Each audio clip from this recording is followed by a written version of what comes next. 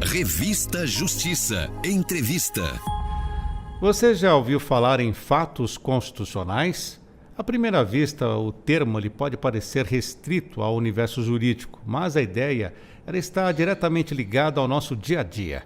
Afinal, quando o Supremo Tribunal Federal decide sobre temas como saúde, liberdade de expressão, inteligência artificial, meio ambiente ou até educação, basta interpretar o que está escrito na nossa Constituição?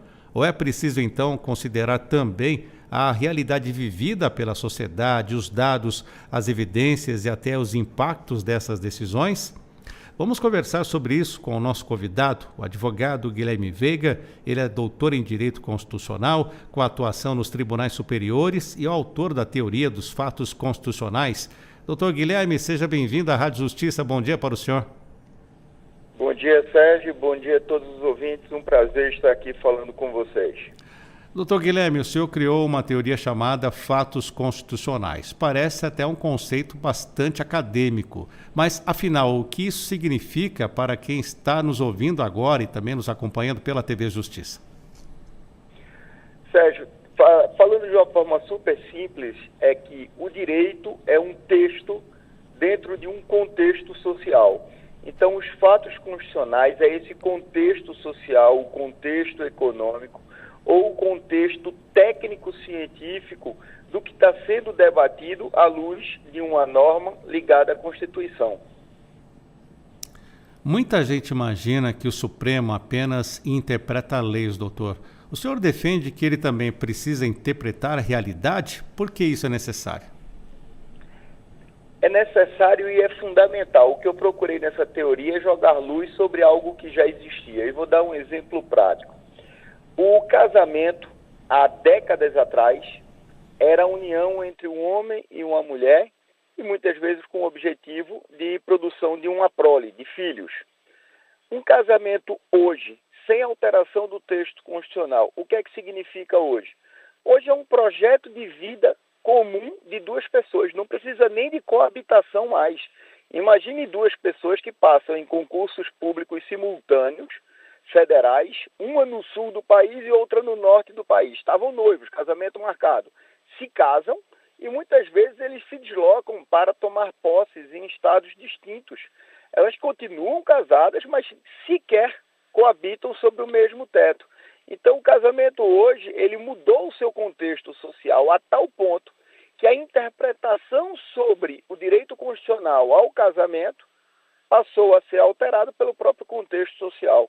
E essa teoria se aplica também a diversas outras questões, como novas tecnologias ou como impactos tributários, especialmente nas modulações de efeitos de teses tributárias no Supremo. Vamos continuar com os exemplos, doutor Guilherme. Por exemplo, quando o STF julga temas como vacinação, redes sociais, mudanças climáticas ou até inteligência artificial, por que conhecer os fatos pode ser tão importante quanto conhecer a nossa Carta Magna? É porque é o seguinte, existem dois tipos de fatos. Os fatos do processo, do caso concreto, e esses fatos sociais, esses fatos constitucionais. No início da internet, se acreditava que a internet era um campo absolutamente livre para que as pessoas pudessem se expressar ou fazer o que quisessem na internet. Hoje, com a evolução do contexto social, e especialmente analisando os movimentos sociais, se descobre que a internet não pode ser um lugar sem qualquer tipo de regulamentação. E vou dar um exemplo muito simples e longe de qualquer tipo de polêmica. Por exemplo, se a internet pudesse tudo, é permitido vender drogas na internet? Obviamente que não. É permitido incitar um crime pela internet? É óbvio que não. Então, o que é que se procura fazer com relação a julgar um tema constitucional no Supremo? É analisar esse contexto social que ele transborda o próprio caso concreto. Que naquele caso concreto, esse fato poderia estar muito limitado na sua discussão.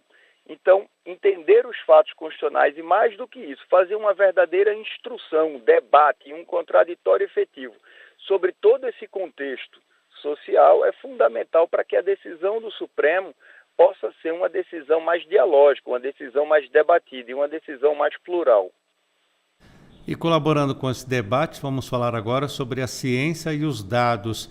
Eles passaram a ter um peso maior nas decisões judiciais, doutor Guilherme, e pergunto também, como evitar que uma decisão importante seja tomada apenas com opiniões ou posições ideológicas? Esse é um tema muito sensível. Esse tema foi abordado de uma forma mais ampla pela primeira vez pelo ministro Carlos Aires Brito, quando foi o pioneiro a abrir o Supremo Tribunal Federal para audiências públicas, naquela época de estudos de células tronco embrionárias. O que é que se propõe fazer hoje com relação a essa evolução? Aquele momento foi muito importante para, pela primeira vez na história, escutar cientistas e teses científicas que seriam fundamentais para o debate constitucional. O que eu proponho hoje em dia é que a gente dê um passo além. Além das audiências públicas que já existiam e existem, além da intervenção dos amigos da Corte, que a gente possa fazer uma instrução processual com amplo contraditório sobre esses fatos científicos, até para que o Supremo possa, depois de um debate efetivo, com grande contraditório, poder tomar até uma cautela de autocontenção qualificada, entendendo que o momento ainda não estaria maduro o suficiente para uma decisão constitucional hermética ou fechada e devolver a temática ao Poder Legislativo para que possa amadurecer melhor o debate democrático. Então podemos afirmar que audiências públicas promovidas pelo STF faz parte também do chamado fato constitucional, doutor? Ele promove o debate sobre os fatos constitucionais, mas entendo que ainda de uma forma limitada. Foi importante num momento histórico e ele ainda tem o seu valor, mas ele fazia de uma forma limitada. E por quê? Porque numa audiência pública, cada um tem o direito de fala por minutos contados e são falas sucessivas. São quase que sustentações orais feitas por especialistas. Eu proponho que se haja, na verdade, audiências de instrução, no qual não haja limite de fala e nem limite de contraditório. Lógico que esse contraditório ele tem que ser regulado, mas esse contraditório ele se torna muito mais amplo, podendo ter tréplica, podendo ter novas provas, inclusive perícia sobre os fatos constitucionais que estão sendo analisados. Eu tratei disso, Sérgio, num livro chamado Jurisdição Constitucional Dialógica, que irei lançar no Supremo no dia 26 de agosto. Fale um pouco mais desse livro, tem tudo a ver com o tema de hoje que estamos falando aqui, sobre os fatos constitucionais? Uhum. Tem. É um livro em que o prefácio foi feito pelo presidente do Supremo Tribunal Federal. Como eu disse, vou lançar no dia 26 de agosto, às 18h30, no Supremo. E nessa obra eu abordo a instrução dos fatos constitucionais, bem como um outro tema que também envolve esse diálogo entre as pessoas, porque num mundo polarizado que vivemos, acredito que o contraditório e o diálogo enriquecem o debate. Então, nessa obra eu trato sobre a instrução de fatos constitucionais, inclusive na possibilidade dessa instrução ser feita em modulação de efeitos de teses tributárias, para que se tracem cenários econômicos metodologicamente testados, para depois se ter uma decisão sobre modulação de efeito tributário, como também numa outra parte do livro eu trato sobre as mediações na jurisdição constitucional. E, doutor Guilherme, a questão que envolve também orçamento é um fato constitucional? Porque muitas decisões, muitas ações questionam, por exemplo, cobranças, alíquotas, tributos. Como entram esses fatores orçamentários dentro das decisões do Supremo? Esses são classificados como fatos constitucionais econômicos. Tudo que envolve mexer na economia de uma forma macro deve ser bem debatido, não apenas à luz da ligação entre uma norma federal e a Constituição, mas mais do que isso, é sobre o impacto no dia a dia que isso poderá causar na economia.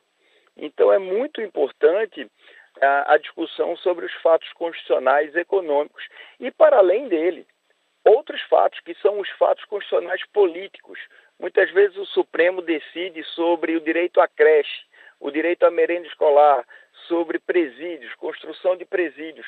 Tudo isso que são políticas públicas que, em tese, ou pelo menos na prática, em sua grande maioria, deveria ser praticada pelo Poder Executivo, e há um tensionamento entre o constitucionalismo e a democracia no momento em que o Supremo passa a decidir sobre essas questões. Então, esse ponto de contraditório, eu também acredito que tem que ter um maior debate e uma maior discussão antes de decisões proferidas pela Suprema Corte. Doutor Guilherme, quando um cidadão vê uma decisão do STF na televisão, nos informativos dos jornais, ela deveria pensar que aquela decisão começou muito antes do julgamento e que tipo de informações chegam aos ministros antes de um voto? Elas sempre são muito debatidas, mas muitas vezes elas são debatidas exclusivamente de um ponto jurídico. O problema que eu vejo é que tomadas de decisões pela Suprema Corte com base em questões que não foram amplamente debatidas em contraditório são menos democráticas do que aquelas em que sofreu um amplo contraditório. Por exemplo, se o ministro entende pelo posicionamento de uma tese, mas o ponto central da tese que o ministro aborda não foi previamente debatido entre as partes, eu acho que há, neste ponto, uma diminuição da legitimidade democrática que poderia alcançar de forma ampla se a questão fosse debatida, como, por exemplo, e aí para tornar bem claro, modulações de teses tributárias. Se a modulação da tese tributária, os cenários do que poderia ser modulado tivessem sido previamente debatidos entre as partes, primeiro, não seria decisão surpresa sobre qual o alcance da modulação. Segundo, que teriam testes metodológicos, econômicos e científicos antes da tomada daquela decisão. Quero agradecer ao doutor Guilherme Veiga, doutor em Direito Constitucional, com atuação nos tribunais superiores, autor da Teoria dos Fatos Constitucionais, falando conosco aqui na Rádio Justiça. Inclusive tem lançamento, dia 26 de agosto, do livro Jurisdição Constitucional Dialógica, aqui no Supremo Tribunal Federal. Doutor Guilherme, obrigado pela atenção com a Rádio e a TV Justiça. Até uma próxima ocasião. Até uma próxima, Sérgio. Sempre um prazer falar com todos vocês. Um grande abraço. Muito obrigado mais uma vez. 7h58. Vamos